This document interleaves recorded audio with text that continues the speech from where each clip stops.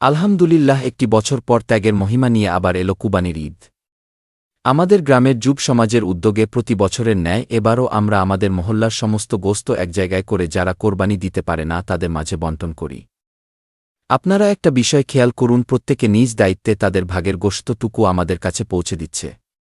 মানুষ কতটুকু আন্তরিক হলে এটি করতে পারে বলুন? আমরা প্রত্যেকে যদি এমনভাবে ভাবতে পারতাম, দুনিয়াটা আরও সুন্দর হতো আমার মনে হয়। এটা আমাদের বিশ্বনবীর দেখানো পথ। আমাদের মহল্লায় প্রথম এটির প্রচলন করেন আমাদের মরহুম মোস্তফা জামান উজ্জ্বল চাচা। আল্লাহ তাকে জান্নাতুল ফেরদৌসে নসিব করুক, আমিন।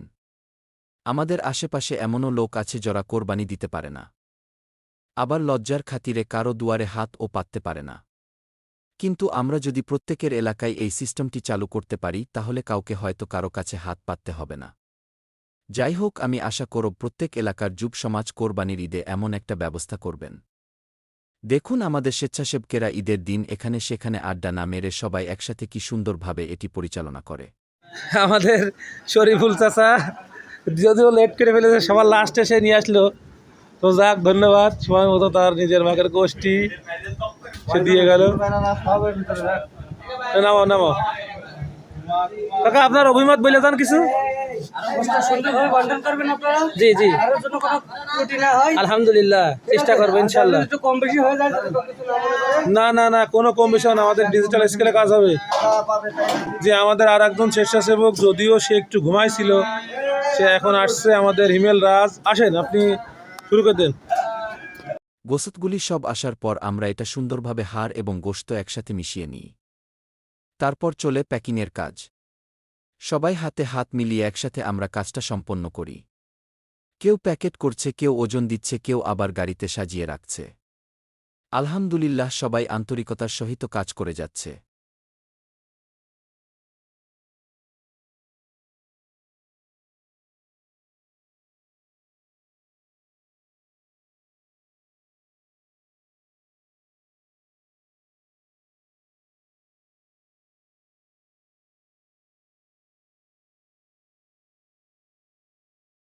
এরপর আমরা সুন্দরভাবে মসজিদের যে অংশে গোশত ভাগ করি সেখানে যেন রক্তের দাগ না থাকে তার জন্য সুন্দরভাবে পরিষ্কার করি, যেন কোনো প্রকার ময়লা ও দুর্গন্ধ না থাকে। এরপর আমরা চলে যাব যার যার ভাগের অংশটুকু তার বাড়িতে পৌঁছে দেওয়ার জন্য। সবাই একসাথে আনন্দের সহিত আমরা বেরিয়ে পড়ি। আমাদের মহল্লার কেউই কারো বাড়িতে গোশত কুড়াইতে যায় না, কারণ সবাই জানে সময় মতো তাদের বাড়ি তাদের ভাগ পৌঁছে যাবে। কারো মাথায় এমন টেনশন থাকে না যে কোরবানির দিনে গোশত কোথায় পাব। সবাই জানে বিকাল হতেই সবাই গোশত পেয়ে যাবে। সবচেয়ে বড় বিষয় কি জানেন? দিন শেষে সকলের মুখের হাসি ও দোয়া, যেটা আমাদের সারাদিনের ক্লান্তি দূর করে দেয়। আমাদের সবার জন্য দোয়া করবেন যেন আমরা সারা জীবন মানুষের সেবা করে যেতে পারি।